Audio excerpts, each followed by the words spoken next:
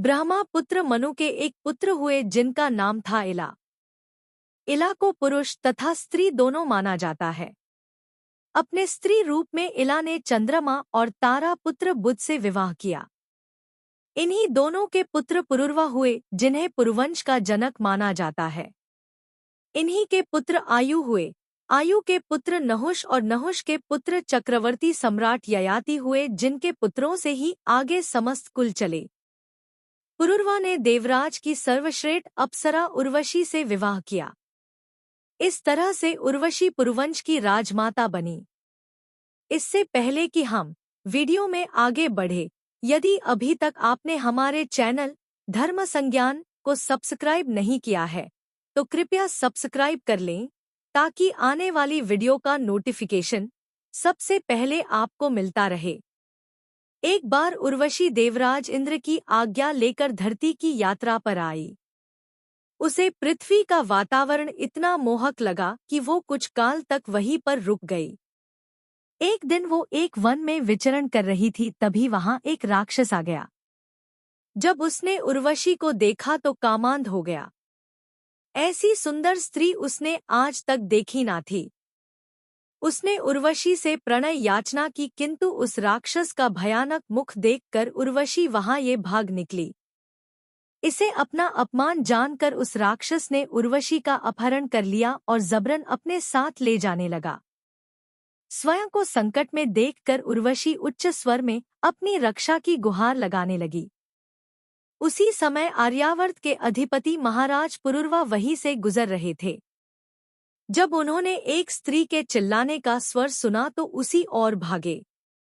आगे जाकर उन्होंने देखा कि एक राक्षस एक स्त्री का हरण कर उसे बलात् अपने साथ ले जा रहा है। वे क्षत्रिय थे, उस पर से राजा सो प्रजा की रक्षा करना उनका धर्म था। उन्होंने उस राक्षस को रोका और उर्वशी को स्वतंत्र करने को कहा, किंतु जब राक्षस नहीं माना तो दोनों में भयानक युद्ध हुआ। वो राक्षस पुरुरवा के सामर्थ्य को पार ना कर पाया और अंततः उस युद्ध में पुरुरवा ने उस राक्षस का वध कर दिया। उसके बाद पुरुरवा ने वही अचेत पड़ी उर्वशी को उठाया। एक परपुरुष का स्पर्श पाकर उर्वशी की चेतना लौटी। उस समय उर्वशी से सुंदर स्त्री त्रिलोक में कोई और नहीं थी और दूसरी और महाराज पुरुरवा भी पुरुष श्रेष्ठ थे। दोनों ने तत्काल एक दूसरे को अपना हृदय दे दिया, किंतु दोनों की अपनी एक मर्यादा थी। पुरुरवा उस समय नरेश थे और परस्त्री को अपनी भावना बताना उन्हें उचित ना लगा। दूसरी ओर उर्वशी पृथ्वी की थी ही नहीं और से पता था कि अंततः उसे वापस स्वर्गलोक लौटना ही है। यही कारण था कि दोनों एक दूसरे से प्रेम करने के बाद भी अपनी भावनाएं एक दूसरे को ना बता पाए। पुरुरवा का धन्यवाद अदा कर उर्वशी भरे मन से वापस स्वर्गलोक लौट गई। दोनों पृथक तो हो गए, किंतु अब उनके लिए ये विरह असहनीय हो गया। किंतु अब क्या ही किया जा सकता था। इसी बीच एक दिन स्वर्ग में एक प्रहसन रचा गया जिसमें भगवान विष्णु और माता लक्ष्मी की कथा कही जानी थी। इस प्रहसन में उर्वशी को माता लक्ष्मी की भूमिका निभानी थी। प्रहसन आरंभ हुआ, किंतु उर्वशी का मन उसमें नहीं था। उसे उस समय भी पुरुरवा का ही ध्यान था। इसी भटकाव के कारण उर्वशी ने प्रहसन में माता लक्ष्मी के स्वामी भगवान विष्णु के नाम की जगह पुरुरवा का नाम ले लिया। यह देखकर प्रहसन को निर्देशित कर रहे भारत मुनि को क्रोध आ गया। उन्होंने उर्वशी को शाप देते हुए कहा कि एक मानव की तरफ आकर्षित होने के कारण तुझे पृथ्वीलोक पर ही रहना पड़ेगा और मानवों की तरह संतान भी उत्पन्न करना होगा। उर्वशी के लिए तो ये श्राप जैसे वरदान साबित हुआ। पृथ्वी पर आने के बाद वो पुरुरवा से मिली, जो पहले से ही सदैव उसी का स्मरण करते रहते थे।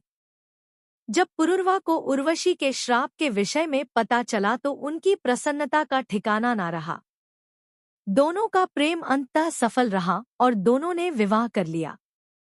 विवाह करने से पूर्व उर्वशी ने पुरुरवा से कहा कि उसकी 3 शर्तें हैं और अगर पुरुरवा उन्हें वचन देंगे कि वे उनकी 3 शर्तों को मानेंगे तभी उन दोनों का विवाह संभव है। पुरुरवा तो किसी भी स्थिति में उर्वशी से विवाह करना चाहते थे, इसीलिए उन्होंने कहा कि वो जो कोई भी शर्त रखना चाहे रख सकती है। उनसे आश्वासन मिलने के बाद उर्वशी ने कहा, मेरे पास 2 मेढे हैं जो मुझे अत्यंत प्रिय हैं। ये सदैव मेरे साथ रहती हैं। आपको सदैव मेरे साथ साथ इनकी भी रक्षा करनी होगी। मैं सदैव घी का ही सेवन करूंगी। केवल और केवल सहवास के समय हम एक दूसरे को नग्न देख सकते हैं। इसके अतिरिक्त आप मेरे समक्ष कभी भी किसी भी परिस्थिति में नग्न न आएं। महाराज पुरुरवा ने उसकी तीनों शर्तें मान ली। फिर उर्वशी ने कहा, हे महाराज, अगर आपने इनमें से कोई एक भी शर्त तोड़ दी तो मैं उसी समय आपको छोड़कर वापस स्वर्ग लौट जाऊंगी।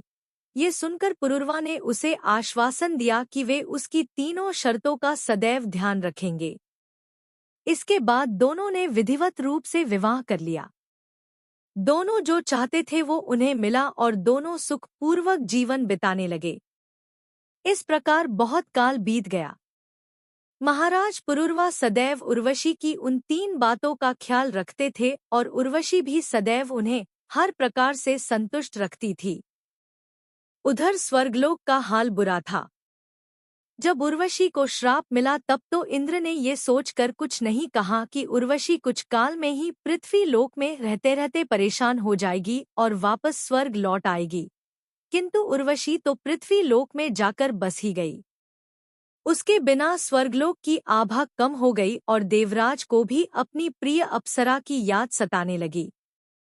वे किसी भी मूल्य पर उर्वशी को वापस लाना चाहते थे, किंतु तब तक उन्हें पता चल गया था कि उर्वशी पुरुरवा से प्रेम करती है और वो वापस नहीं आना चाहती। तब इंद्र ने एक छल करने का निश्चय किया। देवराज को उर्वशी की शर्त के विषय में पता था। उन्होंने गंधर्वों को ये कार्य करने की आज्ञा दी। इंद्र की आज्ञा पर एक रात जब उर्वशी महाराज पुरुरवा की सेवा में जा रही थी, उसी समय गंधर्वों ने उर्वशी की दोनों 2 मेढे को चुरा लिया। ये देखकर उर्वशी ने उनकी सुरक्षा के लिए पुरुरवा को गुहार लगाई। उस समय पुरुरवा निर्वस्त्र थे। उन्होंने सोचा कि यदि उन्होंने वस्त्र पहनने में विलंब किया तो चोर अवश्य ही दोनों मेढे को ले जाएंगे और फिर उर्वशी उन्हें छोड़कर चली जाएगी। उस समय गहन अंधकार था, हाथ को हाथ नहीं सूझ रहा था।